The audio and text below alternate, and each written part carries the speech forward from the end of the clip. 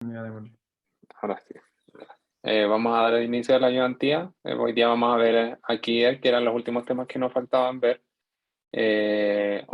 Pedro va a presentar la segunda parte que va a hacer Eric y yo, Cristian Alfaro, voy a presentar aquí al principio. Entonces empecemos. Tenemos este caso clínico, que es una mujer de 28 años, que es portadora de colitis ulcerosa en tratamiento y presenta activación de su enfermedad crónica con compromiso de estado general, fiebre y diarrea con sangre de hasta 8 episodios al día hace 10 días. Al ingreso tiene una presión arterial de 110/60, una frecuencia cardíaca de 100 y yugulares planas. En los exámenes destaca creatininemia de 4 miligramos de cilitro, un BUN de 50, sodio plasmático de 132, potasio de 5,7, cloruro de 109, hematocrito de 30%, glóbulos blancos 11.000, plaqueta 280.000 con frotis normal, orina completa, glóbulos rojos de 0 a 2 por campo, glóbulos blancos 2 a 4 por campo, proteínas negativas, cilindros granulosos positivos, un sodio urinario de 60 y una creatininuria de 60 miligramos de cilitro. Y en la ecografía renal y vesical sin hidroureteronefrosis. Entonces, a simple vista lo que estamos viendo es que esta paciente se presenta con este cuadro que es más de origen abdominal intestinal producto de su enfermedad y que estábamos ante una presencia de un episodio de hipovolemia y que finalmente cae en esta como insuficiencia renal aguda, que este cambio brusco dentro de la función renal y con aumento de los parámetros de creatininemia y BUN. Ahora la pregunta es, ¿qué tipo de injuria renal predomina en este paciente? Tenemos la alternativa A, la nefritis intersticial, que en la encuesta de Instagram fue respondida por 4 personas, esa alternativa. La B, azotemia prerrenal, que fue respondida por 5. La necrosis tubular aguda isquémica por 4 personas. Y injuria renal aguda por renal, que nadie respondió, nadie puso esa alternativa. Entonces vamos a ir viendo cuál es la alternativa correcta, que en este caso posteriormente vamos a ir deslucidando por qué no es la B, que era la más votada. Entonces, en primer lugar, tenemos que saber que la insuficiencia renal aguda es como este gran paraguas de diagnóstico de un montón de etiologías posibles que pueden generar un cambio en la función renal de forma brusca, produciendo que se empiecen a retener los productos nitrogenados y otros productos en el cuerpo por una falla en la filtración del riñón, de su función de filtración finalmente. Y en este caso, para dividirlo conceptualmente y poder entenderlo, tenemos 3 tipos de injurias renales agudas: la prerrenal, la intrínseca y la posrenal, y que son como la abordaron en el curso y también como se ven en otros cursos como medicina interna. En el caso de la prerrenal se destaca por sobre todo la hipovolemia, que es la que como que nos daría esta alteración en donde, producto a la disminución del flujo sanguíneo hacia el riñón, el riñón trata de compensar esto, generando un aumento de la reabsorción con el fin de poder como acumular agua, porque el sistema finalmente está teniendo poca agua y eso produce a la larga que caiga la BFG y que, ¿cómo se llama? Y que se genere como la concentración de productos nitrogenados en la sangre. Por otro lado tenemos la intrínseca, que esta puede estar dividida respecto a cuál es la estructura que puede estar alterada, a nivel glomerular, de intersticio, de los túbulos o a nivel vascular. Y dentro de las tubulares nos importa mucho lo que es la isquemia, la septicemia y las nefrotoxinas, que después vamos a ir viendo cómo se comportan. Y finalmente la posrenal, que puede dar, es como más una obstrucción, como así se define, así hay que pensarlo conceptualmente, y que produce como este aumento brusco retrógrado de los túbulos, generando que haya una alteración en la filtración de la sangre, y que puede darse en un montón de situaciones, pero que después lo vamos a ir viendo en el último caso de injuria renal aguda. Entonces, para poder primero establecernos en lo que era, cuál es la posibilidad diagnóstica, y que si bien esta es una pregunta muy asociada a diagnóstico y no tanto a fisiopatología, igual nos permite entender un poco la fisiopatología. tenemos la comparación que siempre se hace con la azotemia prerrenal y la NTA, la necrosis tubular aguda, en lo que son el test de laboratorio y que nos va a permitir aproximarnos un poco a cuál es la posible etiología predominante de la injuria renal en esta paciente con colitis ulcerosa. Y en este caso destaca, por sobre todo, que la paciente, si se recuerdan sus valores de examen, se destacaba que el sodio urinario estaba muy aumentado. Y esto nos va a hablar que finalmente no hay una capacidad de los túbulos proximales para poder reabsorber el sodio, por tanto no estaríamos ante la presencia de una azotemia prerrenal, porque la azotemia prerrenal se caracterizaba por esto de que había mucha reabsorción de sodio en un principio porque finalmente la arteriola deferente o el flujo como que iba rodeando los túbulos, tenía mucha presión oncótica, eso permitía que empezara a reabsorber mucho más, además que está el aumento de la angiotensina, que la angiotensina también estimula estos transportadores de sodio protón a nivel del túbulo proximal, entonces en el caso de la azotemia perrenal, no vamos a tener, no vamos a observar mucha sodio a nivel urinario, lo que sí se observa en esta paciente. Si bien podríamos pensarlo en esta paciente producto de la hipovolemia, tenemos que recordar que la hipovolemia continua y esta azotemia perrenal puede evolucionar a una necrosis tubular aguda, que es probablemente lo que ocurre en esta paciente. Asimismo, alteraciones en el laboratorio podemos ver la fracción de sodio excretada, que en este caso también si la calculamos nos da un valor mayor a 2%. No es necesario tampoco que en el certamen estén calculando, a menos que estén muy perdidos, pero por ejemplo, recién con este mismo caso solamente podemos haber hecho un análisis a partir del sodio urinario que tenía la paciente, sin aún calcular la excreción de sodio. Sin embargo, tengan en consideración que este parámetro les sirve siempre y cuando les digan que el paciente no está consumiendo diuréticos, que en este caso, si bien no lo mencionaban, tampoco sería como para pensar que estuviera consumiendo diuréticos. Y por eso también se presenta el factor de la urea, de la fracción de excreción de la urea, que este parámetro es el que no se afecta en caso de que el paciente esté consumiendo de diuréticos, y en el caso de la azotemia perrenal esta está disminuida porque producto a la hipovolemia se activa como la vía de la ADH, y recuerden que la ADH también produce un aumento de la reabsorción de urea, por tanto la excreción de urea en la orina va a ser menor. También nos dan señales en este cuadro el tema de que aparecía en el sedimento urinario, con la presencia como esta, eh,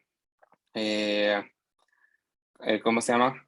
Esto, eh, se me fue la palabra, pero finalmente nos mencionaban el tema de que tenía alteración en el sedimento urinario con la presencia de los cilindros granulares. Muchas gracias. Sí. Entonces no estábamos, ¿cómo se llama?, ante una presencia de un sedimento urinario normal. En el caso de la NTA se puede afectar principalmente por el daño que hay a nivel del epitelio.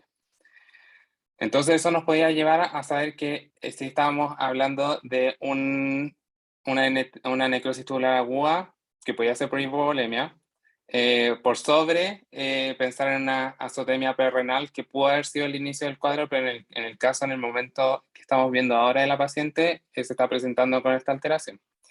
¿Y por qué se explican que haya una disminución de la BFG? Porque finalmente todo esto, estas alteraciones que se presentan en la diapositiva van a llevar a una disminución de la BFG, produciendo el cuadro de aquí. Y tenemos dos pilares principales, los que son los cambios hemodinámicos y los cambios a nivel de injuria tubular. Recordemos que esta necrosis tubular aguda puede darse en un contexto de isquemia o también en el caso del uso de nefrotóxicos. A nivel de los cambios hemodinámicos, principalmente tenemos lo que es la vasoconstricción arteriolar, que disminuye finalmente la BFG, y que ese es el principal mecanismo en el que se mencionó en la clase. En el caso de la injuria tubular y su disfunción, tenemos el parámetro, o sea, como la alteración más importante que se menciona en la clase, que es el hecho de que hay una reducción de la reabsorción del cloruro de sodio a nivel del túbulo proximal, producto de que es justamente una alteración del epitelio, y eso generaba que hubiera una mayor cantidad de cloruro de sodio que llevara al nefrón distal, finalmente a la mácula densa, y con eso la activación del feedback tubulo glomerular, que finalmente genera aún más alteración a nivel de la vasoconstricción de la arteriola eferente. Y también tenemos alteraciones como por ejemplo que aumenta el backlift de la urea y la creatinina a nivel del túbulo proximal, lo que genera una reducción efectiva de la excreción de ¿cómo se llama? De estos metabolitos. Y también la obstrucción tubular que puede ser producto a el epitelio finalmente que se necrosa, muere y genera la obstrucción a nivel intratubular. Y esos son los principales como pilares que hay que saber a nivel de la NTA. También importante, que se los puse acá, que si bien no está relacionado tanto y no nos sirve para responder la pregunta, pero es importante que sepamos más o menos cómo es la evolución de la necrosis tubular aguda y que normalmente también es una cosa que el profe suele preguntar. El profe en general en las pruebas suele preguntar mucho respecto a las cosas que pone énfasis en la clase y que en el caso de las clases de este año están relacionados justamente con la NTA, con la sepsis, también con la infección por COVID, así que son cosas que tienen que saber. Y también los predictores posibles de aquí, para que lo tengan en consideración, que eso no vamos a verlo muy bien hoy día, pero para que les den una segunda mirada. En este caso de la NTA vemos que puede iniciar justamente por una falla prerrenal y cuando ya hay una alteración del epitelio del túbulo proximal, se empieza con la iniciación y la caída de la filtración glomerular de forma importante. Y acá uno de los primeros signos, y que es súper importante que sepan que es uno de los primeros signos, es la pérdida de estas vellosidades a nivel de las células tubulares, que va a empezar a generar alteración en lo que es la reabsorción. Posteriormente hay una extensión del daño, en lo que es esta como gran inflamación que se genera a nivel del parénquima y que se menciona en la clase, producto a la liberación de citoquina, y posteriormente un mantenimiento con diferenciación, migración y proliferación, y finalmente cuando hay una recuperación del cuadro hay una reparación que puede ser por rediferenciación o repolarización, y el profe ahí les mencionó también que se habían visto casos en que no necesariamente esto era por una multiplicación de las células que habían quedado, sino que también podía ser por hipertrofia. Ay, creo que sí que pegó. Ahí sí. Ya, entonces, la pregunta 1, la respuesta, el tipo de injuria renal que predominantemente en esta paciente probablemente era, entonces, la necrosis tubular aguda isquémica, por sobre las otras. En el caso de la nefritis intersticial, tendríamos que tener otras alteraciones características, por ejemplo, la presencia de eosinoria, la presencia de eosinófilo en la orina, azotemia prerrenal, que ya habíamos, eso, la azotemia prerrenal, que ya habíamos hablado, que probablemente puede ser el inicio de este cuadro, pero en el caso de la imagen que estábamos viendo de la paciente ahora, no era posible, porque ya teníamos alteraciones del tema de la excreción de sodio, por ejemplo, por la orina. Y la injuria renal aguda postrenal la descartamos en el inicio por la ecografía que se le había hecho a la paciente, que importante, el profe le mencionó que siempre hay que descartarla rápidamente porque es una causa que es rápidamente reversible si se maneja bien. Ahora tenemos el caso clínico, es más bien una pregunta, la pregunta 2. ¿Alguien? Sí, si alguien tiene dudas. Me había quedado una duda. ¿Qué era el backlift de urea? En los cambios de la injuria tubular no me quedó muy claro. Ya, es que esto a nivel como por el daño a nivel que hay de los túbulos, la urea puede, en vez de que va por dentro como del túbulo y rápidamente puede volver a salir hacia el intersticio, sin necesidad como de ser reabsorbida. Y eso es porque hay un daño estructural de los túbulos. Pero No sé si no entiendo entienden. cómo que se absorbe más urea, algo así, O sea, finalmente se reabsorbe la urea y hay menor excreción de urea. ya. Ya, gracias. No. Ya, no sé si alguien más tiene una pregunta. O si no, seguimos con la Quizá siguiente una pregunta. pregunta muy chiquitita era que con respecto al sodio urinario de la pregunta, no sabía si 60 era realmente bajo o alto, como para que estuviera recaptando, o sea, reteniendo sodio, ¿qué valor tendría más o menos así un aproximado? 60 como que Norm- no sabía. Normalmente, tómenlo, yo lo he visto como 20, como se menciona así, como para hacer como la distinción acá, como entre la azotemia peronaria y la NTA, como 20 más o menos, porque igual sobre 40 ya estamos hablando de un valor que es bastante más elevado y en este caso era 60. Gracias.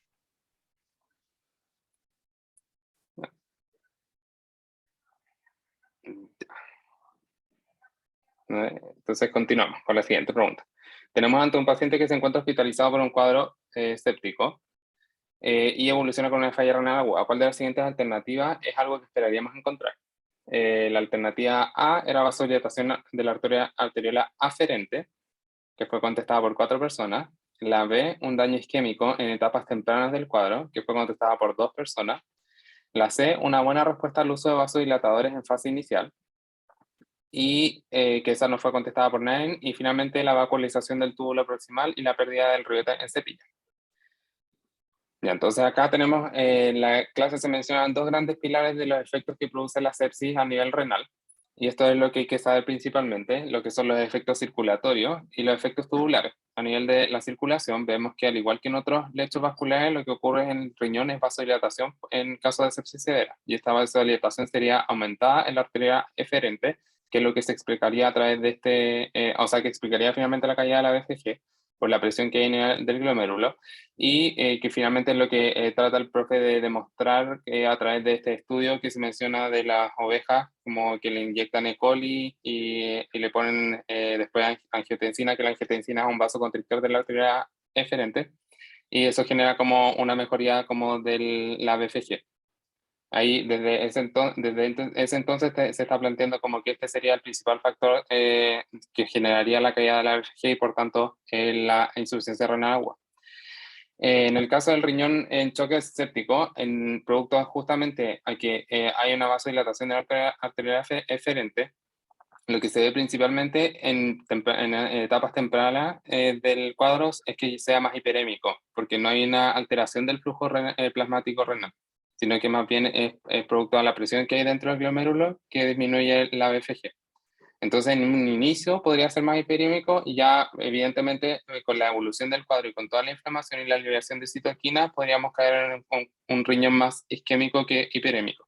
Pero por eso, esa razón es la que la alternativa que mencionaba que en un inicio, en etapas tempranas, se podía ver como isquémico, por eso es falso, porque en un inicio lo que más vemos es un riñón que está más hiperémico.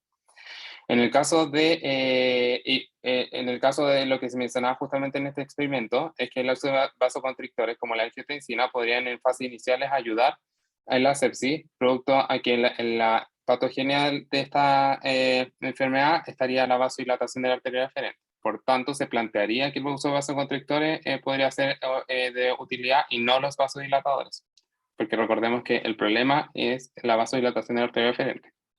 Y en la fase más tardía, ya hay una hipoperfusión renal, justamente lo que le mencioné, que ahí podríamos ya esperar un riñón que esté isquémico. A nivel de los túbulos, importante es que las moléculas de daño los efectos que se ven son producto de las moléculas de daño de la citoquina, y también importante que las células tubulares proximales son un target de citoquina, y también, como se mencionaban en la clase, incluso las células tubulares proximales tienen receptores TLR que podrían como captar lo que son las moléculas de daño. Importante.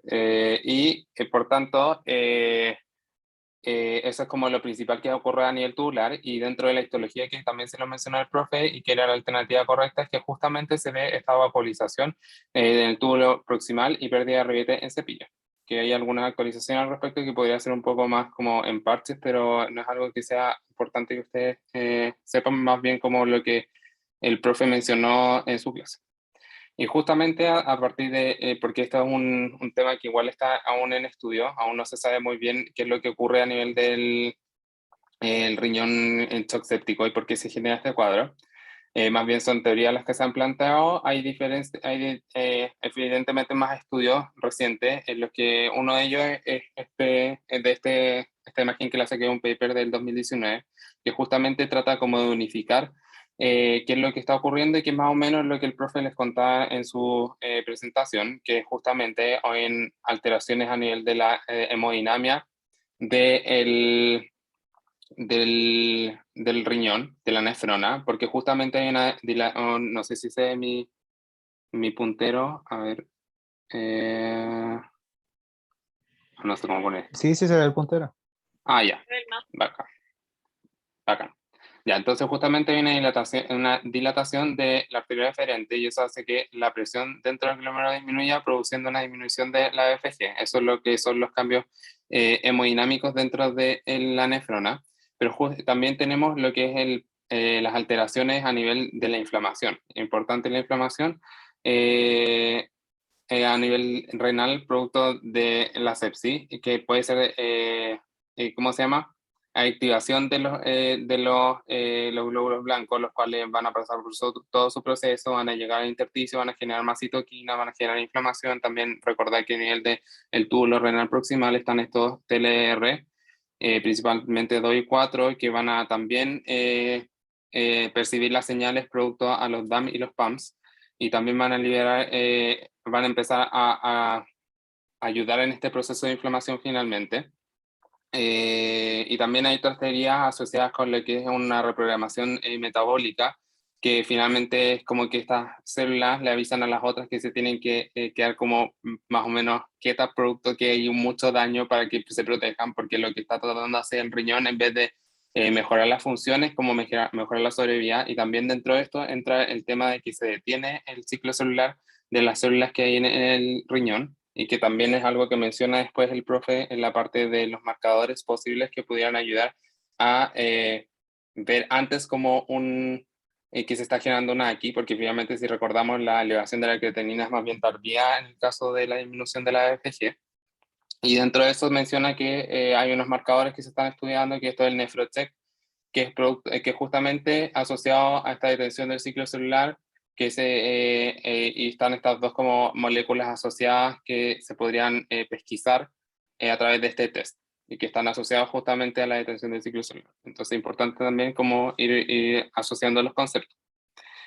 Entonces les dejé esta imagen que es más bien un resumen de lo que ocurre a nivel de la sepsis, también en la nota de pie de página, y que después cuando subamos el PPT está el paper por si es que a alguien le interesa ahondar un poco más en qué van las actualizaciones respecto a este tema.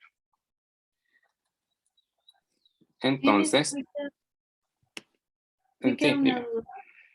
dime. Es que no entiendo por qué hay vasoconstricción en la arteriela aferente. Si es que en sepsis todo se vasodilata en el fondo, ¿no?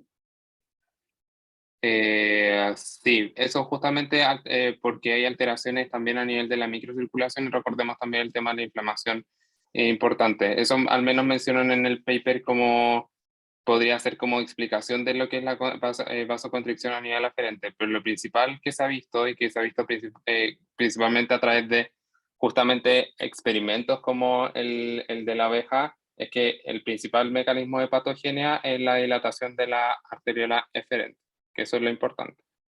Otros son más bien observaciones que se han visto también. Ya, gracias. De nada. Ya, entonces justamente ¿qué es lo que encontraríamos? Vasodilatación de la arteria aferente, no es eferente, cuidado en la prueba, se parecen mucho las palabras, pero lean bien, que no pueden caer en algo así en la prueba. Daño isquémico en etapas tempranas del cuadro, no, ya habíamos visto que principalmente lo que vamos a ver en etapas tempranas del cuadro es hiperemia. En más a la evolución del cuadro podríamos ver un daño isquémico producto a la inflamación y la liberación de citoquina, la vasoconstricción producto a la inflamación. Y buena respuesta a uso de vasodilatador en la fase inicial, no. En lo experimental se ha visto que podría ser de utilidad los vasoconstrictores, pero no los vasodilatadores, porque justamente la patogenia de la enfermedad es la vasodilatación de la arteriola eferente. Y finalmente lo que se ve en la histología, la vacuolización del túbulo proximal y la pérdida de riguetes en cepillos, que eso es importante, que es uno de los daños que se ve a nivel del el riñón. No sé si hay alguna pregunta, si no, para pasar a la siguiente pregunta.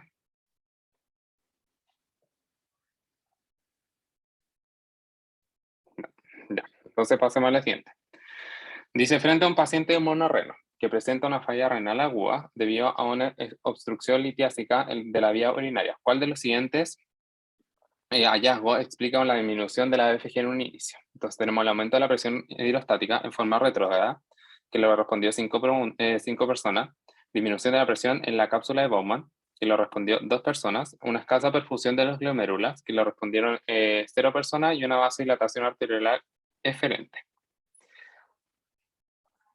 Entonces, tenemos que la fisiopatología del equipo renal, que no es algo que se habló propiamente tal en la clase, pero es importante también que lo sepan. Primero, empezar por cuáles son las posibilidades de que nos den una equipo renal. Tenemos múltiples, principalmente debido a obstrucción, que pueden ser coágulos, litiasis, también podría, y que por ejemplo en el caso de un paciente monorrenal podría ser unilateral, pero en el caso de un paciente con sus 2 riñones debería ser bilateral, porque si no, no se podría generar como esta alteración.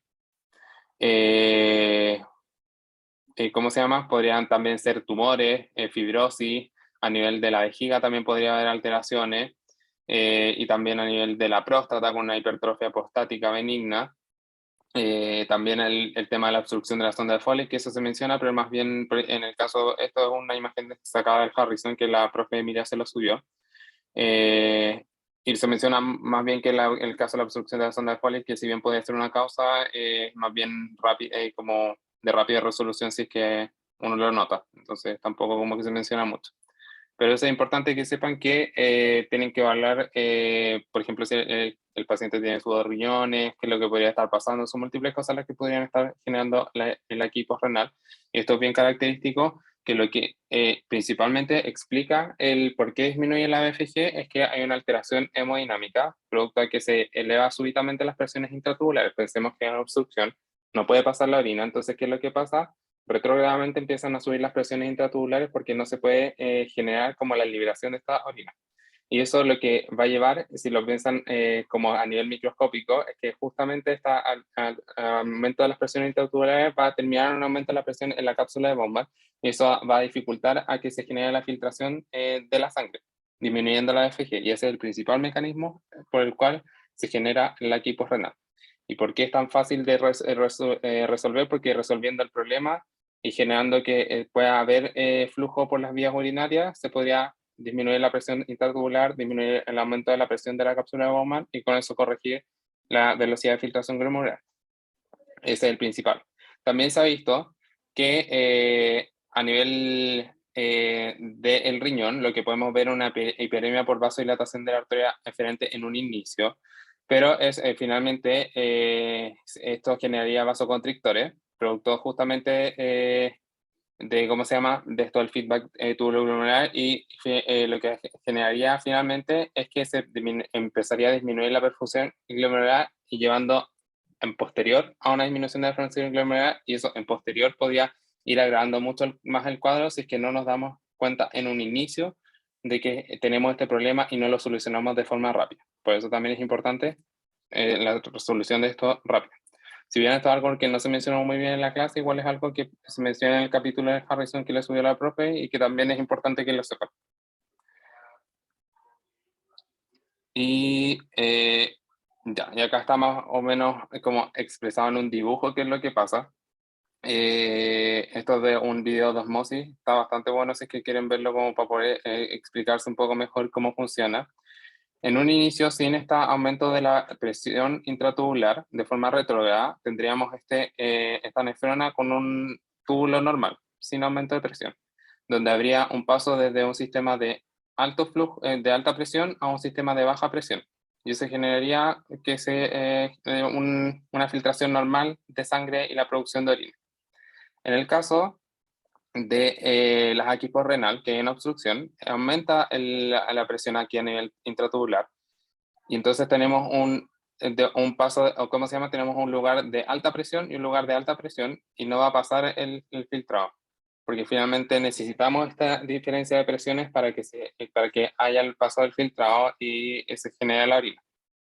Y que eso lo hemos visto alrededor de de toda fisiopatología, que es importante el tema de la gradiente de presión. ¿Y que va a generar esto? Una disminución de la BFG, que es la sangre filtrada por minuto. Y a nivel del riñón, lo que vamos a ver que se filtra mucha menos urea, se filtra mucha menos creatinina, hay una azotemia, que finalmente es que se empieza a acumular los productos nitrogenados en la sangre, y también una oliguria justamente porque hay una disminución de FG y también producto de la obstrucción misma. Eso principalmente es lo que es el equipo renal, no es mucho más complejo, y eso. Entonces, volviendo a la pregunta, ¿qué es lo que veríamos? Que justamente los hallazgos que aplicarían en un principio a la disminución de la FG justamente serían el aumento de la presión hidrostática en forma retrógrada, que aumentaría la presión de la cápsula de goma, no la disminuiría. Y por eso también podría ser correcto en el caso de que estuviera escrito así en la alternativa, un aumento de la presión de la cápsula de goma. Escasa perfusión del glomérulo no, y vasodilatación arterial deferente tampoco. No sé si alguien tiene alguna pregunta. Yo no entiendo por qué la vasodilatación arteriolar eferente no podría ser. Ah, no, mentiras, no, leí mal. No, sí, pero para que lo tengan también en consideración, el aferente sí, pero eso es más bien a la larga, así que no, ¿cómo se llama? Para que tampoco se confundan. Si dijera aferente, también es a la larga, que podría explicar como que se mantuviera como el daño y se empezara a dañar como el riñón, finalmente por todo este mecanismo que habíamos explicado, con disminución de la perfusión y disminución de la función glomerular, pero eso a la larga, no en un principio. Pero con eso mismo no me queda claro entonces si la vasodilatación arteriolar aferente, ¿eso no aumentaría la BFG? Es que podría ser, ¿cómo se llama? Un mecanismo para intentar cómo aumentar la BFG, pues, pero tenemos justamente esto de que las presiones están elevadas y que de todas formas vamos a estar en un sistema que no va a haber un gradiente de presión. Ah, ya, perfecto.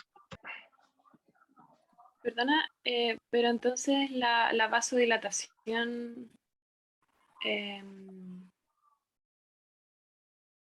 es que no me quedó claro entonces si hay o no vasodilatación eferente, porque la D no estaba correcta, pero ¿pasa en No, algún momento? o sea, como dentro de la fisiopatología no se menciona, principalmente a nivel de los libros, tampoco tendría mucho sentido que pasara, porque eso es un mecanismo más bien que habíamos visto en el caso de la sepsis, que disminuía como la presión del glomerular, pero acá no estamos con problemas en lo que es en la presión del glomerular, es más bien como al otro lado como de la vía sanguínea, en la vía tubular, en la cápsula de Bowman. Ya, gracias.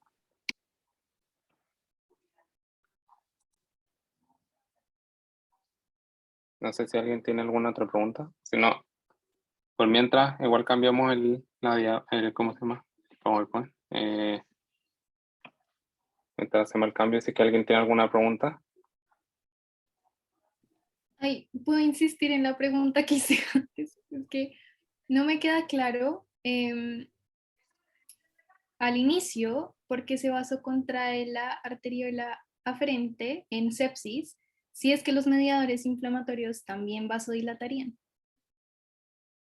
¿Cómo se llama? Es que eso se ha visto, por eso te mencionaba que, ¿cómo se llama? Que dentro de lo que se ha visto como en los, ¿cómo se llama? En los estudios, que porque esto es algo que está aún siendo como investigado, no es como que quede muy claro el por qué podría ser por injuria endotelial, podría ser por la misma inflamación, que también generaría como vasoconstricción, pero más bien lo que importa y que es algo que tienen que saber es que se ha visto como esta vasodilatación de la arteriola o sea, eferente, no aferente.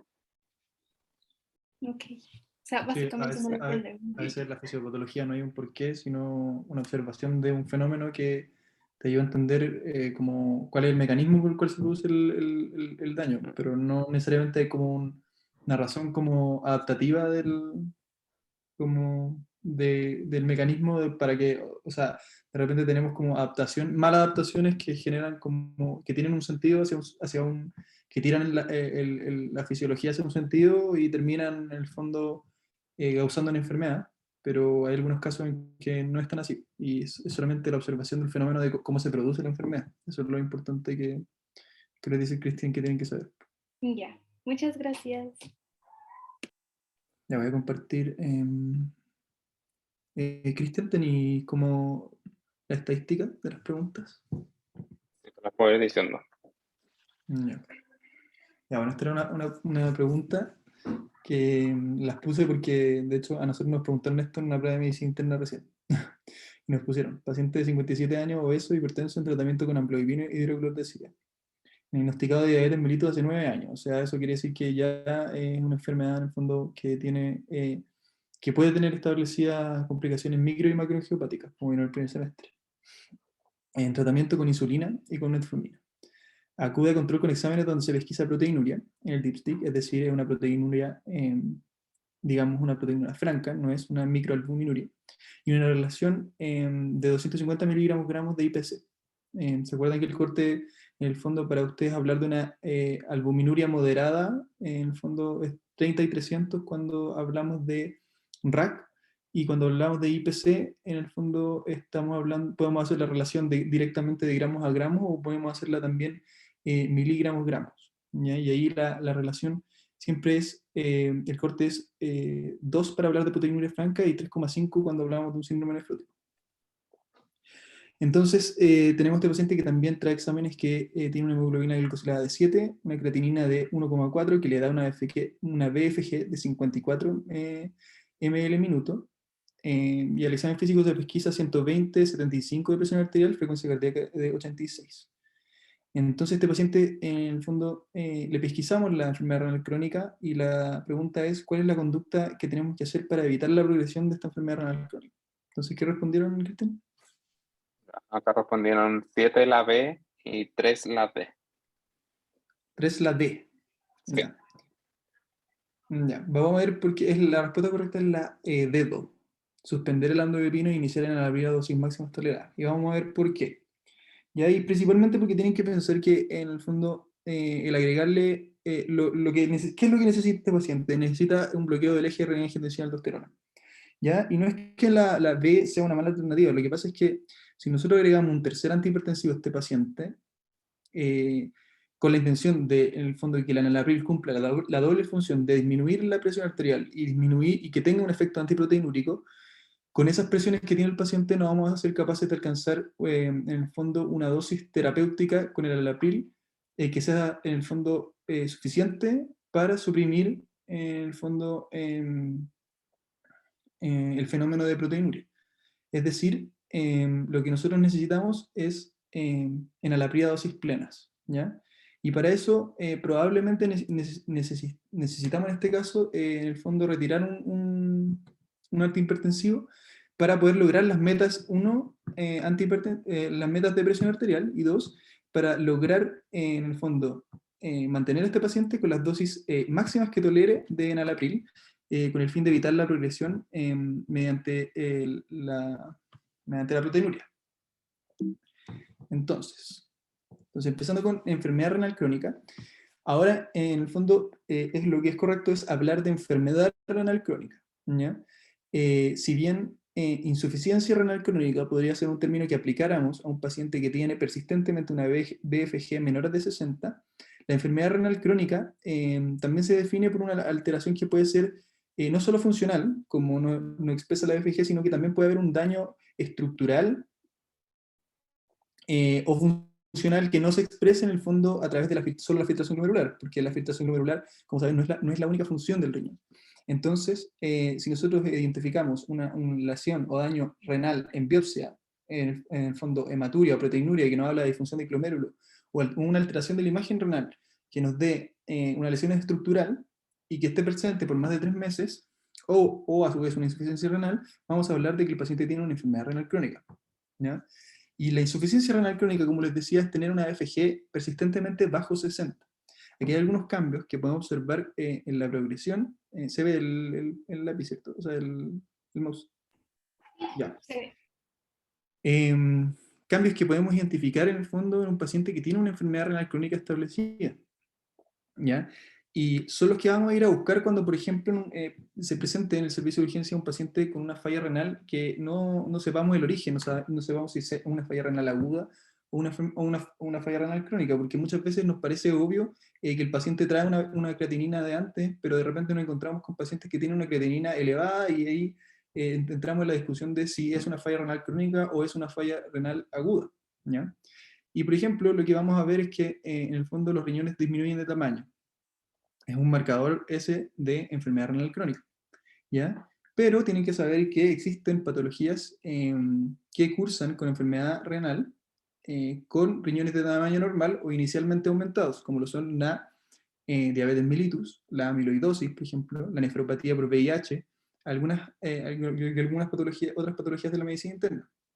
También lo que vamos a poder observar en las imágenes, si nosotros queremos en el fondo diferenciar enfermedad renal crónica de insuficiencia renal aguda, es este típico hallazgo de la desdiferenciación córtico-medular en la imagen de la ecografía, ¿ya? Aquí podemos ver un riñón que se ve la ecogenicidad cortical en el fondo, marcada, y la hiperecogenicidad de la médula renal. Y aquí, en el fondo, nosotros lo que observamos es que no hay diferenciación, en el fondo. No hay diferenciación, no hay diferenciación de densidades al examen de la ecografía. Entonces, en la historia natural de la enfermedad renal crónica tenemos factores de susceptibilidad, factores iniciadores y factores de progresión que van a, en el fondo, superponerse con la disminución de la tasa de filtración glomerular que tenemos todos con el paso de la vida, pero en el fondo van a haber algunos factores propios de la enfermedad que produce la enfermedad renal crónica y otros de la maladaptación y los fenómenos de trade-off que vamos a ver que contribuyen a la progresión y a que en el fondo esta enfermedad se autogenere y genere y termine por lo general con la historia natural de la enfermedad en la necesidad de terapias de reemplazo renal, ¿ya? Y los factores de susceptibilidad en realidad no sé si son tan importantes que se los aprendan, pero en el fondo los pacientes mañosos por tener una BFG, en el fondo una reserva funcional disminuida, la historia familiar de enfermedad renal crónica, lo que se ha visto que el bajo peso al nacer, que es un dato muy interesante, la raza afroamericana y evidentemente las enfermedades que producen enfermedad renal crónica. Los factores iniciadores, bueno, vamos a ver que en el fondo el modelo de la nefrectomía 5/6 lo que trata de emular es en el fondo una injuria renal que hace perder masa renal funcionante y unidades nefronales en el fondo, que generan la cascada de producción de la enfermedad renal crónica. Y dentro de los factores iniciadores tenemos muchos causas de enfermedad renal crónica, como son las enfermedades autoinmunes, la vasculitis, las nefropatías primarias autoinmunes, el lupus, las infecciones urinarias, existe la enfermedad renal crónica por pielonefritis a repetición, los fármacos nefrotóxicos o el uso de agentes yodados nefrotóxicos, la enfermedad litiásica y la uropodia obstructiva baja, que como les mostraba en el fondo, Cristian al final produce un aumento de la presión en el fondo de las vías urinarias y de ese modo va a disminuir la FG y eso, digamos, luego de manera coloquial pasa piola y el paciente va perdiendo BFG de manera progresiva. Y en el fondo la diabetes mellitus, que es por lejos en Chile la causa más frecuente de enfermedad renal crónica, y la hipertensión arterial. Y los factores de progresión, que son los que vamos a ver a continuación, son los más importantes, son la proteinuria, la hipertensión arterial, la diabetes mellitus, que evidentemente al ser en el fondo un factor iniciador, si se mantiene la injuria y tenemos un mal control metabólico, va a seguir produciéndose en el fondo el daño renal. El tabaco, la dislipidemia, la anemia y la acidosis metabólica, que son en el fondo alteraciones que sobrevienen en el proceso de la enfermedad renal crónica, y también la hiperuricemia. Entonces tenemos este modelo de la nefropatía, de la nefrectomía, perdón, de las ratas, en que en el fondo lo que hacen ellos es nefrectomizarles 5/6 de su masa en el fondo renal y dejarlas con 1/6 de riñón. Y por ende lo que sucede es que se produce una serie de adaptaciones en la masa nefronal remanente, que en el fondo esos glomérulos intentan mantener la función que tenían los otros 5/6 que ya que en el fondo le quitaron. Entonces intenta mantener una velocidad de filtración glomerular que le permita en el fondo, o que sea la que necesita el individuo que tiene ese 1/6 de riñón. Por ende, se produce hiperfiltración dado por una hipertensión glomerular dentro de los nefrones remanentes, ¿ya? Y esto se produce principalmente por una vasodilatación de la arteriola aferente. entonces va a producir un aumento del flujo plasmático renal, y a la larga va a producir hipertrofia glomerular, ¿ya? Esto va a producir también que, por ejemplo, disminuya la relación podocito-superficie, porque en el fondo al hipertrofiarse las células glomerulares y a los podocitos no tener en el fondo hipertrofia, van a quedar áreas denudadas, en el fondo, y eso favoreciendo la hiperfiltración. Va a haber inicialmente una mantención de la BFG, porque los nefrones remanentes van a ser capaces de aumentar en el fondo la filtración glomerular a expensas de una hipertensión glomerular.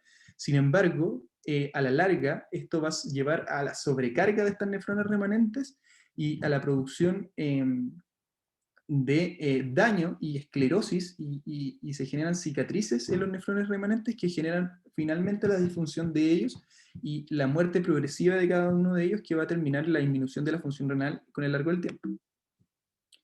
¿Y cómo se va a producir esto? En el fondo, cuando nosotros tenemos, por ejemplo, una injuria renal, se reduce el número de nefrones en el fondo, y eso a su vez va a generar un aumento en la presión capilar glomerular de cada nefrón remanente, en el fondo. Insisto en que los nefrones que en el fondo quedaron van a ser sometidos a un aumento de la presión glomerular. Eso va a generar a la larga cicatrices, como dice acá. Y explicado un poco más desglosado, en el fondo, cuando tenemos una hipertensión capilar glomerular, aumenta la permeabilidad a las macromoléculas y se produce un aumento en la filtración de moléculas pesadas como son las proteínas, ¿ya? Y estas proteínas se van a depositar en el fondo, en el espacio periglomerular, y van a generar inflamación y con ello generación de un estado de aumento de la matriz extracelular y esclerosis finalmente de los glomérulos, que inicialmente va a ser focal y segmentaria y luego va a ser una esclerosis nodular franca, y además va a generar paso de proteinuria a los túbulos renales, lo que va a producir una excesiva reabsorción tubular, como dice acá, activando también en el fondo, en el sistema tubular de los nefrones, un aumento de los factores de transcripción que producen en el fondo sustancias vasoactivas y sustancias y mediadores químicos de la inflamación, lo que va a producir proliferación de fibroblastos y finalmente fibrogénesis en los túbulos también, ¿ya? Entonces generando fibrosis túbulo-intersticial. Entonces, ¿por qué la proteinuria es tan importante? Bueno, lo que hablábamos de que en el fondo la proteinuria es un elemento tóxico para los túbulos, y se ha demostrado ya largamente que entre mayor sea la proteinuria, más rápida es la progresión de enfermedad renal crónica. Aquí tenemos un ejemplo de cuánto se demora en el fondo la progresión a enfermedad renal crónica terminal con distintos grados de proteinuria, ¿ya? Entre mayor sea la proteinuria, mayor la inflamación y fibrosis, porque induce la expresión de citoquinas y sustancias profibrogénicas. Aquí tenemos un gráfico que nos muestra claramente la sobrevida de los riñones, en el fondo, con diferentes niveles de, en el fondo, proteinuria. Y aquí tenemos cómo la reabsorción, en el fondo tubular, de las proteínas que filtran, que son todas estas proteínas que están en el plasma, ¿cierto? Las proteínas de producción del hígado, la transferrina, las lipoproteínas, el complemento, la inmunoglobulina, las citoquinas, todas son moléculas muy pesadas que al ser reabsorbidas van a generar en el fondo este cambio en el patrón de secreción de citoquina, promoviendo la activación de los fibroblastos. Y la hipertensión arterial, que a su vez, en el fondo, como vimos, la proteinuria es dependiente de un aumento de la hiperfiltración, ¿ya? Que es una característica de los nefrones remanentes. Es decir, hiperfiltración es igual a aumento en la filtración de las proteínas y de moléculas que generan daño tubulointersticial y glomerular. Entonces, se pierde en el fondo la autorregulación del flujo renal, porque los nefrones remanentes necesitan aumentar la filtración glomerular, y eso lo hacen expensas de una rígida vasodilatación de la arteriola aferente, y por ende toda la presión arterial se va a transmitir al capilar glomerular, ¿ya?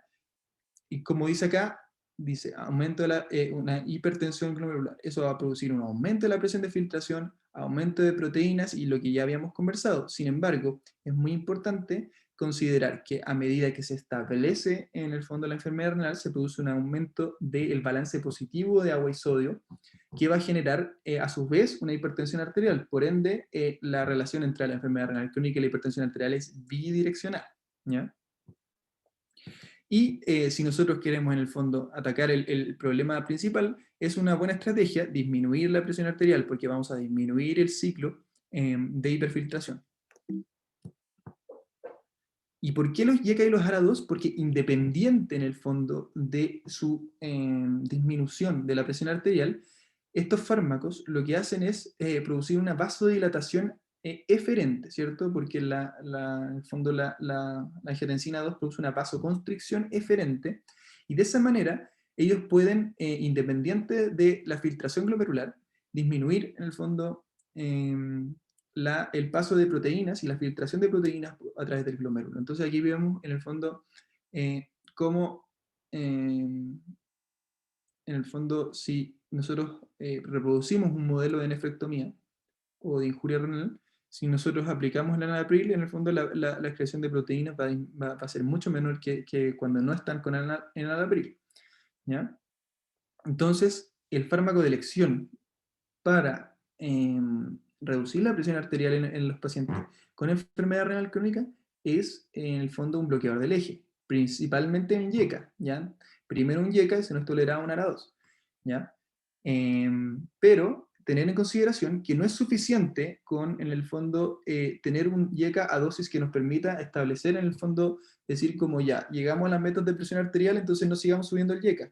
No, porque el YECA en dosis plenas, en el fondo, el subir el YECA nos va a otorgar, independiente de cuánto sea la presión arterial, un efecto antiproteinúrico, ¿ya? Y eso sí, están contraindicados o son controversiales, por lo menos no son de indicación del médico general, cuando la BFG es menor de 30, porque pueden producir un deterioro inicial de la velocidad de filtración glomerular. ¿Y qué otros factores de progresión hay? Está la hiperlipidemia, ¿cierto? La dislipidemia en realidad, que es que en el fondo sabemos que la enfermedad renal crónica es un estado de aumento del riesgo cardiovascular y que en el fondo todo este estado inflamatorio sistémico produce que las LDL se oxiden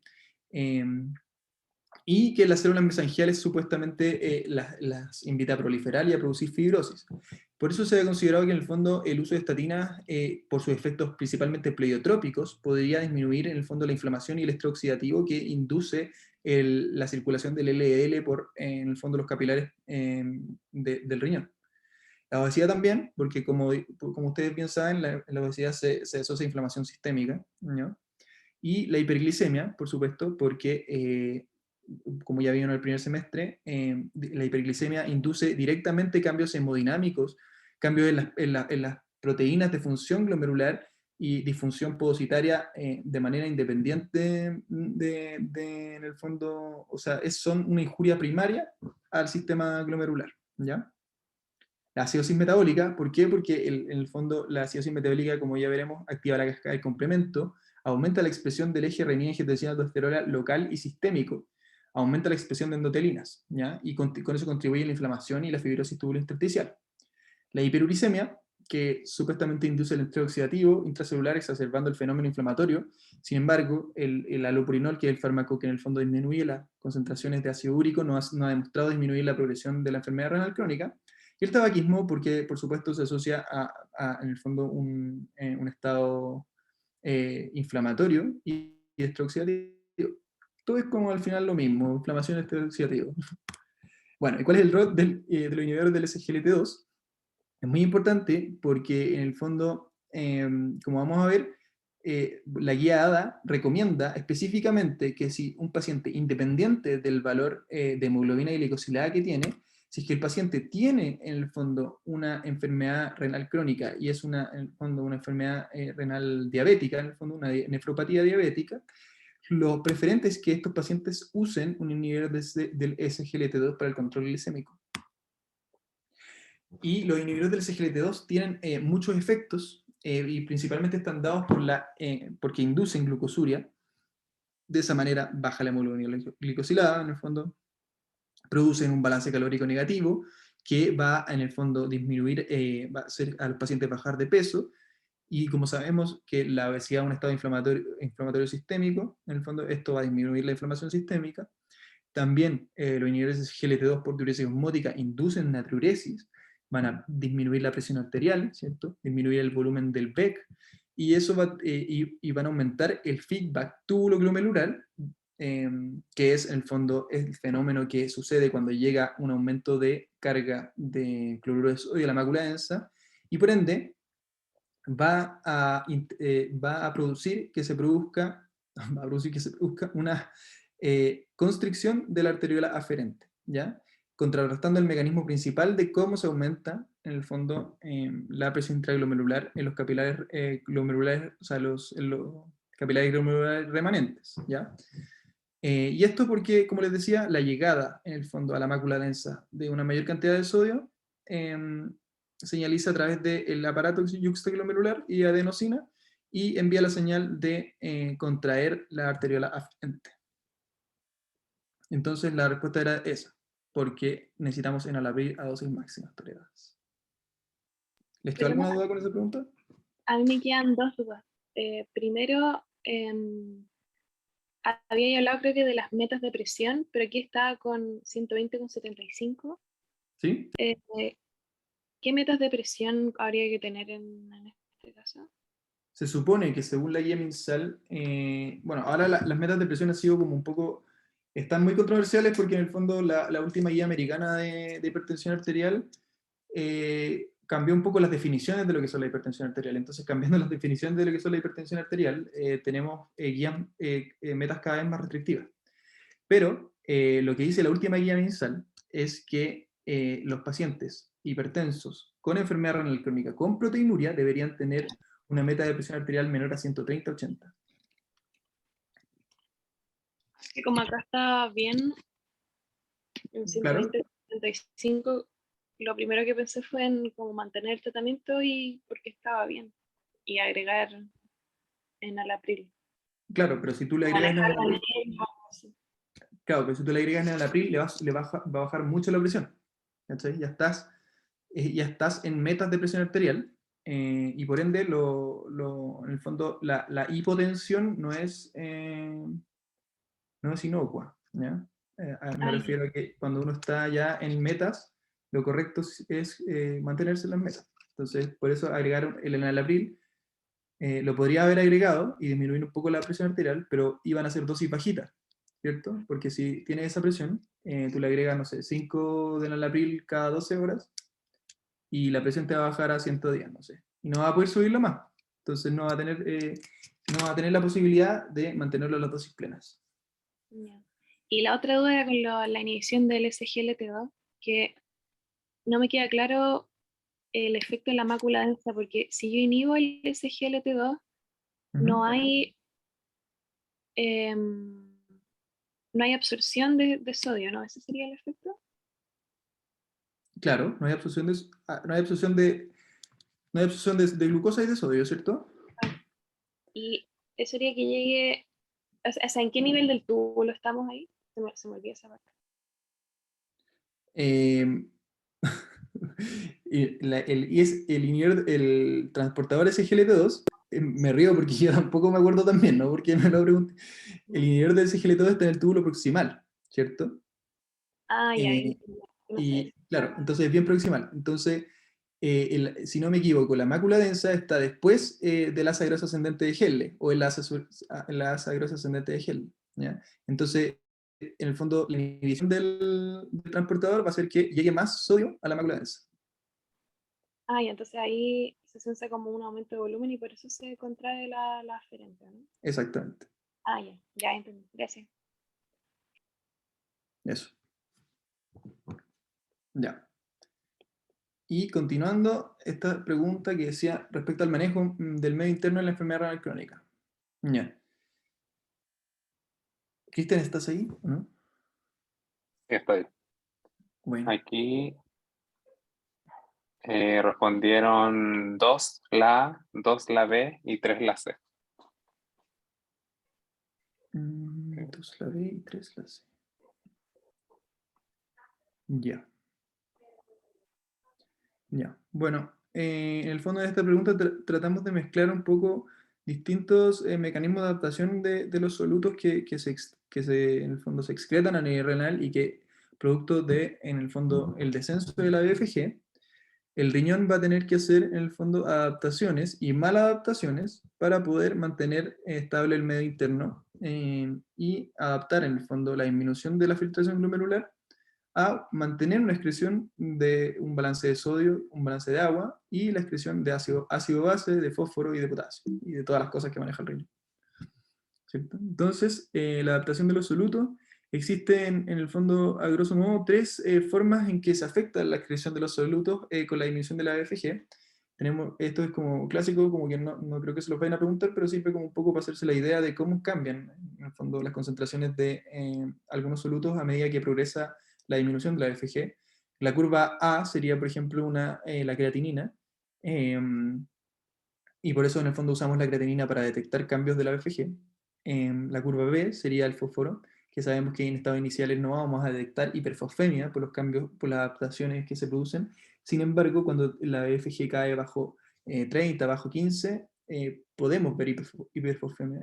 Y la curva C corresponde a solutos que se mantienen relativamente inalterados en toda la enfermedad renal crónica, porque el riñón es capaz de sobrellevar, en el fondo, cambios adaptativos que generan que puedan mantener un balance de dichos solutos. Con respecto al manejo de agua y sodio, algo habíamos hablado de que en el fondo la disminución de la BFG va a producir una disminución del filtrado glomerular en sí, y va a disminuir en el fondo la excreción de sodio, ¿cierto? A la larga vamos a tener una retención de sodio y una expansión del volumen extracelular, y como ustedes recuerdan, la hipertensión arterial, o sea, el volumen extracelular es uno de los principales componentes de el fondo del valor de presión arterial, ¿ya? Porque es indicador de la volemia, en el fondo, y produce un aumento del volumen circulante efectivo, ¿ya? Este es un modelo experimental que el profe les puso en la clase, que en el fondo nos trata de mostrar por qué existe en el fondo este fenómeno que se llama escape de la aldosterona. ¿Y por qué se llama escape de la aldosterona? Porque en el fondo, a pesar de que nosotros tenemos un hiperaldosteronismo, de todas maneras, esa respuesta al hiperaldosteronismo en un paciente que tiene una hipertensión arterial va a ser distinta del que no tiene una hipertensión arterial, porque el aumento de la presión arterial transmitida a los capilares glomerulares mediante una arteriola aferente vasodilatada va a inducir hiperfiltración y natriuresis por presión, ¿ya? Es casi como cuando uno aprieta más fuerte la jeringa y sale como en el fondo más disparada el chorro por la jeringa. Es muy parecido a lo que sucede con la transmisión de la presión arterial hacia la presión del capilar, ¿ya? Y aquí tenemos que, en el fondo, el riñón, para poder deshacerse, en el fondo, y para poder mantener un balance relativamente estable de agua y sodio, necesita, en el fondo, de este mecanismo maladaptativo compensatorio de un aumento de la presión arterial, ¿ya? Entonces, eso permite que el riñón, en el fondo, no se genere un aumento progresivo y acumulativo de la volemia, que genere estados hipervolémicos que podrían incluso poner en riesgo la vida del paciente, ¿ya? Si recuerdan este experimento, en el fondo acá en los 0 eran la situación basal de los ratones, o eran ratones, sí, eran ratones, parece. Se producía un clampeo en el fondo de la arteria, de las arterias renales, y paralelamente se iniciaban en el fondo, se empezaba a administrar aldosterona. Entonces, lo que sucedía es que en el fondo la presión arterial no se podía transmitir en las arterias renales porque las arterias renales estaban clampeadas, ¿cierto? En el fondo, había una resistencia al paso de, en el fondo, la presión hacia las arterias renales. Sin embargo, el efecto de la aldosterona era en el fondo un balance acumulado de sodio positivo, es decir, la aldosterona ejerció su efecto en el túbulo, generando una reabsorción de agua y sodio y hipervolemia, en el fondo. cuando este modelo experimental desclampean la arteria, se produce una igualación de las presiones sistólicas con las presiones renales, induciendo de esa manera que se vuelva en el fondo a producir excreción de sodio. En el fondo se deshace de parte del exceso de sodio el animal experimental y luego vuelve a una línea basal. Sin embargo, a pesar de que se deshizo un poco del exceso de sodio que presentaba, el equilibrio acumulado, que dice acá, el equilibrio acumulado de sodio se mantuvo en el fondo sobre el basal, ¿ya? Eso es lo importante. Y la presión arterial también, ¿ya? Entonces, para poder mantener esta excreción, necesitamos, pagamos el precio de tener un balance acumulado de sodio y hipertensión arterial. Y también existen otros mecanismos adaptativos que son en el fondo, el aumento transitorio del VEC va a producir la secreción de atropeptina, que aumenta la excreción de sodio, como lo vieron en el primer semestre probablemente, el aumento de la carga filtrada de urea, porque en el fondo la urea es uno de los principales solutos que se acumula, por eso llamamos síndrome urémico al síndrome que expresa las manifestaciones clínicas de la falla renal. El aumento de la carga filtrada de urea va a inducir natriuresis por diuresis osmótica, y la disminución de la tonicidad de la médula también está dada por, en el fondo, esta diuresis osmótica, ¿cierto? Y que va en el fondo, esto ya hablando del balance de agua, la diuresis osmótica va a lavar, como se dice coloquialmente, la tonicidad y los solutos de la médula, haciendo que, en el fondo, no haya un gradiente para poder concentrar la orina, ¿ya? ¿Se acuerdan que cuando llegaba en el fondo al túbulo colector una cierta cantidad de volumen, para poder concentrar la orina necesitaba un gradiente de concentración, que es en el fondo la concentración contra la que se enfrenta ese líquido, es la concentración de la médula renal, ¿cierto? Pero si es que esta está diluida, aunque se abrieran los canales, no habría traspaso de agua, ¿cierto? Y también hay una disminución de la expresión de la acuaporina 2, por ende, el túbulo es parcialmente impermeable al agua en todo momento. También existen alteraciones del ácido base y del potasio.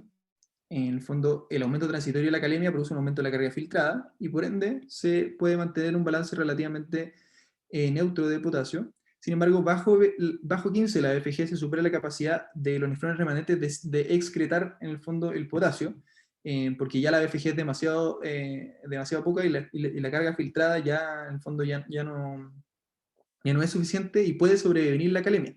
Sin embargo, la hipercalemia. Y sin embargo, existen un aumento de la excreción extrarrenal de potasio, que está dado porque en el colon también hay receptores de aldosterona, y en el colon, en el fondo, si bien en la fisiología de un paciente sano no tiene mucha relevancia en el fondo en el balance de potasio, en el fondo los pacientes con enfermedad renal crónica a la larga va a tomar un rol en el fondo y producir en el fondo que sea una gran fuente de excreción de potasio. Y finalmente, los estadios tardíos de la enfermedad, la acidosis metabólica contribuye también, como por el shift en el fondo catiónico, a que veamos hipercalemia en los pacientes. Con respecto al ácido base, primero, bajo 50, perdón, de FFG, vamos a tener una acidosis metabólica con NCAP normal, porque es compensado por el tamponamiento óseo, y bajo 30 va a haber una acidosis metabólica con NCAP aumentado por la acumulación de, por ejemplo, fosfatos. Entonces, con respecto bueno, y la respuesta correcta era en el fondo la C, por lo que le acabo de contar. Es la excreción colónica la que es muy importante en la excreción renal de potasio. O sea, la excreción colónica de potasio. Y no es la B, porque en el fondo la instauración de un balance positivo de sodio no es dependiente de que el paciente consuma más sodio, es que los mecanismos maladaptativos y en el fondo el hiperaldosteronismo que se genera por aumento de la activación del eje y reingestión de aldosterona va a producir un balance positivo de agua y sodio inevitablemente, aunque el paciente mantenga el consumo de sodio, ¿ya? Es decir, si un paciente empieza con enfermedad renal crónica y mantiene en el fondo su consumo de sodio, se va a asistir a un balance positivo de sodio por una menor excreción de sodio, pero no el paciente, los ingresos de sodio no van a ser mayores. ¿Ya? Eso. ¿Y alguien tiene una duda con respecto a la última parte? Yo tengo una duda. ¿Podí, por favor, volver a ver cómo ese diagrama de flujo que había? ¿Ese? Ese. No entiendo por qué de la reducción de la masa glomerular podemos pasar a una reducción de la excreción de sodio. No entiendo ese link.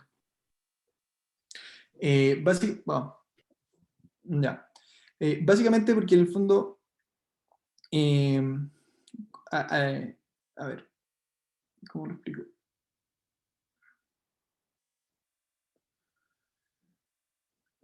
Porque en el fondo la disminución del número de glomérulos va a hacer que en el fondo la filtración glomerular, es que entiendo tu pregunta porque en el fondo la filtración glomerular es en sí mucho mayor que la diuresis normalmente, ¿cierto?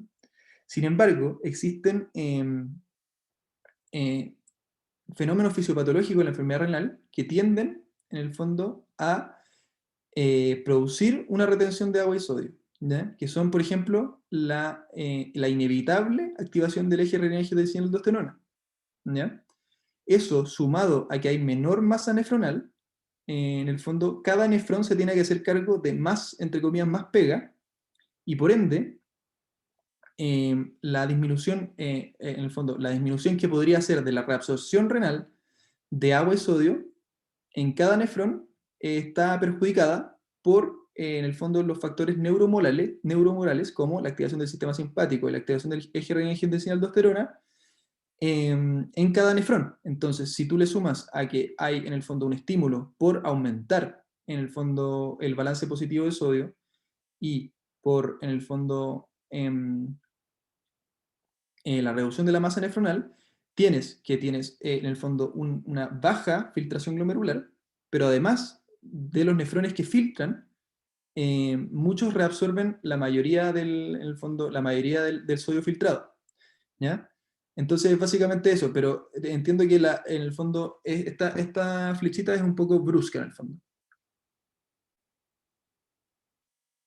¿Te quedó más o menos claro o no? Sí, lo entendí, sí.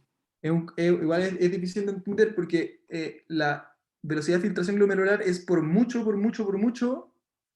mayor que lo que uno orina, en el fondo. ¿Ya? Entonces, para que directamente la reducción de la masa glomerular y de la filtración glomerular haga una disminución de la excreción renal, ese es el estadio avanzado en general de la enfermedad. Eso. Ya, y vamos a la última pregunta que tiene que ver con la enfermedad osteometabólica de la enfermedad renal. Y ya, la voy a leer después. Ya, y para entender un poco lo que pasa en la enfermedad osteometabólica, hay que entender que existen como tres actores neurohumorales, en realidad humorales, no neurohumorales, que intervienen en el manejo del metabolismo fosfocálcico, ¿cierto? ¿Y por qué se llama osteometabólica? En el fondo porque las consecuencias son directamente en el hueso y va a generar, en el fondo, primero una desmineralización ósea intensa, y después consecuencias de lo que son la precipitación de fosfato cálcico en los tejidos blandos, que va a ser en el fondo perjudicial y que incluso pueden aumentar la mortalidad de estos pacientes. La PTH, que es la hormona paratiroide que se secreta en el fondo de la glándula tiroides, disminuye la resorción de fosfato a nivel proximal, es decir, es profosfatúrica, y aumenta la resorción ósea, ¿ya? Es decir, es una hormona que en el fondo aumenta la resorción ósea, y eso generando aumento de minerales, fosfato y calcio en específico, hacia la sangre, pero induce fosfaturia, ¿ya? El calcitiol, que es una hormona que se hidroxila en el riñón y que directamente está perjudicada en la enfermedad renal, activa la absorción intestinal de calcio, ¿ya? Proceso que es muy importante para los aportes de calcio diarios en la dieta, ¿cierto? E inhibe la secreción de PTH como una forma de feedback negativo, porque la PTH estimula la hidroxilación del calcitriol, ¿ya? Y el FGF23 se sintetiza en el hueso, se conoce también como fosfatonina, y su función también es estimular la fosfaturia. ¿Ya? Entonces, ¿cuáles son los eventos iniciales que produce en el fondo la enfermedad osteometabólica? La disminución de la carga filtrada de fosfato, o sea, perdón, el aumento, ahí me equivoqué, el aumento de la carga filtrada de fosfato produce aumentos transitorios de la fosfemia, ¿ya? Como aquí se ve, ¿cierto? Estos aumentos de la fosfemia y la disminución en el fondo del calcio, que puede ser por precipitación, por ejemplo, de fosfato con calcio, produce aumentos de la PTH, ¿cierto? Y de esa manera, cada vez que nosotros tengamos aumentos transitorios de la fosfemia, que están dados por una disminución de la AFG y consecuentemente una disminución de la carga filtrada de fosfato, vamos a tener que cada vez subimos un escalón y el precio que tenemos que pagar, en el fondo, es mantenidamente una PTH elevada. Pero también en paralelo existe la disminución de la hidroxilación de la vitamina D a nivel renal. Y eso está dado porque en el fondo tenemos todo el proceso del cual ya hablamos extensamente, que es la fibrosis tubulointersticial y la disminución no solo de la AFG, sino de otras funciones del aparato renal que producen que no se puede hidroxilar en el fondo la vitamina D en los túbulos renales, y hay una disminución de la circulación de calcitriol, que es la vitamina D activada, y por ende se disminuye la absorción intestinal de calcio, ¿ya? Y esta disminución de absorción va a generar en el fondo un balance negativo de calcio que se va a expresar en etapas tardías de la enfermedad como una hipocalcemia, ¿ya? Y además, como ya les he contado, cuando en el fondo el fosfato y el calcio superan un producto fosfocálcico de 55, sobre todo en el fondo en esa circunstancia, se producen depósitos de fosfato de calcio en tejidos blandos, y eso también va a contribuir a que se genere hipocalcemia. Entonces, el hiperparatiroidismo secundario que se establece en esta enfermedad es secundario a la hiperfosfemia, a la disminución de la retroalimentación del calcitriol, porque no hay calcitriol dando vueltas, y a la hipocalcemia que se establece por los distintos mecanismos que ya hablamos, ¿cierto? Este gráfico nos muestra que el principal estímulo para en el fondo, la secreción de PTH es la hipocalcemia, ¿ya? Entonces, en el hipoparatiroidismo vamos a tener una vitamina D que está disminuida, una PTH que aumenta la resorción ósea, es decir, tenemos una PTH persistentemente elevada que va a producir, en el fondo, resorción ósea continua en el hueso, y va a, en el fondo, estimular la fosfaturia a nivel renal. Por su parte, FGF23 es producido por el hueso y su función es favorecer la fosfaturia, como dices. Es activado por la vitamina D y es capaz de bloquear la síntesis de esta y de la PTH. ¿Ya? FGF necesita de un correceptor que es cloto, ¿ya? Y esto es fundamental porque se ha visto que cloto disminuye precozmente en la enfermedad renal crónica, generando una resistencia a FGF23, ¿ya? Entonces se produce un impedimento para que funcione el FGF23 y aumente la fosfaturia, es decir, tenemos un perjuicio en los mecanismos para disminuir el fósforo, sumado a lo que ya hablamos de que la disminución de la carga de filtrada de fósforo va a, al fondo, generar un aumento transitorio de la fosfemia. Ya. Y entonces tenemos, por un lado, hiperfosfemia, que está dado por, ahora sí, disminución de la carga filtrada de fósforo, porque en el fondo es porque disminuye la filtración glomerular. Entonces, en el fondo, si disminuye la filtración glomerular, disminuye la carga filtrada de fósforo. Vamos a tener que, a medida que se establece la enfermedad, se van a producir hiperfosfemia, hipocalcemia por los mecanismos que ya hablamos, y en el fondo concentraciones mantenidamente altas de PTH, ¿ya? Y persistentemente bajas de calcitriol dados por la insuficiencia renal crónica. Entonces, ¿qué podemos hacer frente a este paciente que tiene, en el fondo, una PTH aumentada, una resolución ósea muy aumentada, en el fondo, y que eso genera, en el fondo, este concepto de la enfermedad osteometabólica, y, en el fondo, valores persistentemente elevados de fosfato, y en la mayoría de las ocasiones, hipocalcemia, ¿cierto? Lo que nosotros necesitamos hacer es disminuir los estímulos para que se genere entonces, los quelantes de fosfato son fármacos que se usan, en el fondo, precomidas, para que, como su nombre los dice, quelen el calcio de las comidas, y de esa manera se disminuya la absorción de fosfato y disminuya la fosfemia. De esa manera disminuyendo el estímulo de la secreción de PTH. ¿Ya? También existe la posibilidad de suplementar a los pacientes con hipovitaminosis D, porque en el fondo, como sabemos, los niveles de calcitriol van a estar persistentemente bajos, y el suplementarlos nos va a llevar a, 1, aumentar la reabsorción intestinal de calcio, y 2, a producir efectos negativos sobre la PTH y disminuir en el fondo el hiperparatiroidismo. Sin embargo, hay que tener mucho cuidado, porque cuando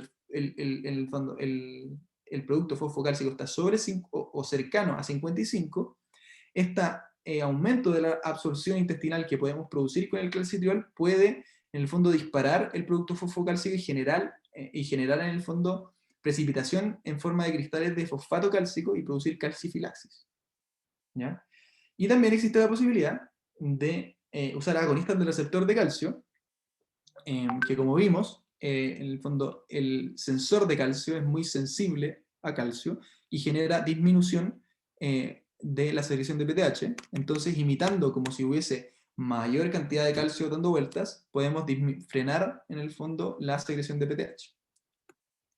Entonces, con respecto a la enfermedad osteometabólica, si decimos que el aumento de PTH produce aumento patológico de la hidroxilación, eso es incorrecto, porque en el fondo es disminución de la hidroxilación, por disminución de la masa renal y de la masa funcionante renal. La normofosfemia en etapas precoces de la enfermedad indica ausencia de hiperparatiroidismo, no necesariamente, porque los aumentos transitorios de la fosfemia van a generar que se mantengan en el fondo elevados los niveles de PTH para poder compensar, en el fondo, estimulando la fosfaturia. ¿El uso de carbonato de calcio precomidas busca la señalización del sensor de calcio? No, porque el uso de carbonato de calcio precomidas no tiene por objeto, en el fondo, aumentar el calcio, sino que el calcio en esa presentación farmacológica tiene por objeto quelar el fosfato y disminuir la absorción de fosfato. ¿Ya? Si nosotros queremos que un suplemento de calcio se absorba, lo tenemos que dar en ayunas y lejos de las comidas. Cuando lo damos precomidas, funciona como un quelante de calcio, o sea, de fosfato. Y si es correcto, y cuando el producto calcio-fósforo es superior o cercano a 55, existe un riesgo aumentado de suplementar hipovitaminosis D. De hecho, la indicación de suplementar con vitamina D a los pacientes con enfermedad renal crónica es que tengan niveles deficientes de vitamina D y que tengan, en el fondo, hipocalcemia. Así que eso es, cabros. ¿Alguna duda les quedó con la enfermedad osteometabólica?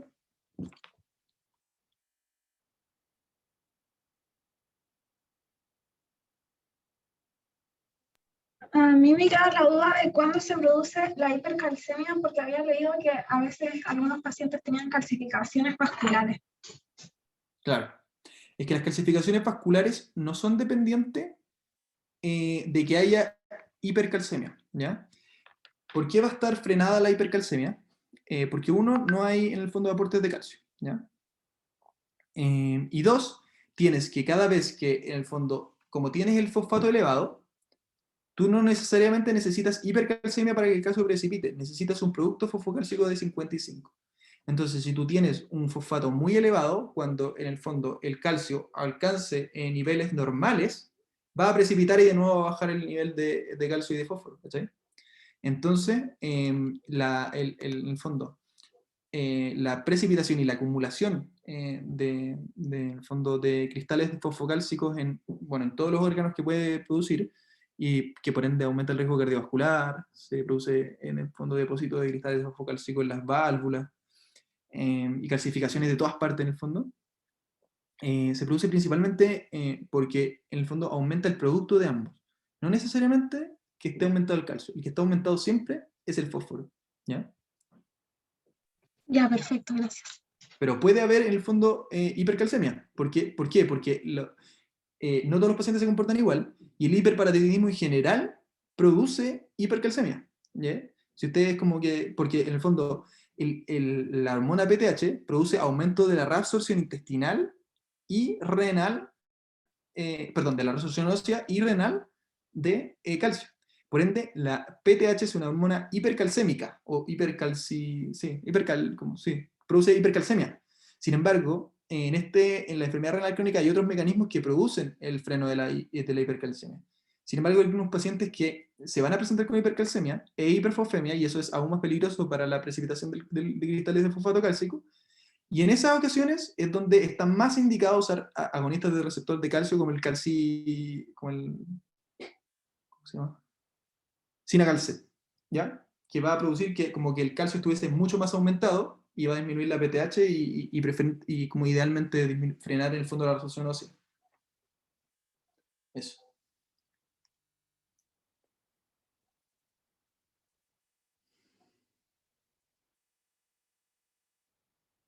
¿Algo más?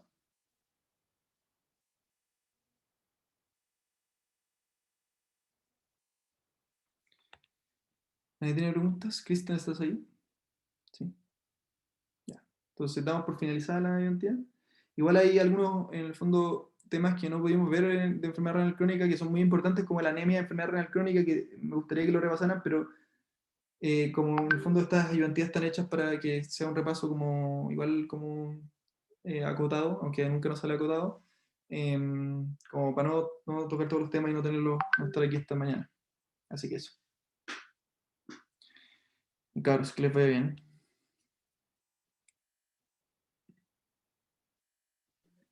Gracias por todo. Muchas gracias. Ayudante. O sea, te lo voy a escribir mejor. Oye, ahí me preguntaban si la presión estuviera más alta, ¿se le podría solo agregar el fármaco? Sí, sí, claro, sí. Sí que tú esperarías que alcanzas la dosis plenas de enalapril en el fondo con eso. Los otros fármacos puestos, sí, podría agregárselo. No sé si Florencia escuchó eso. Pero bueno, adiós. Chao.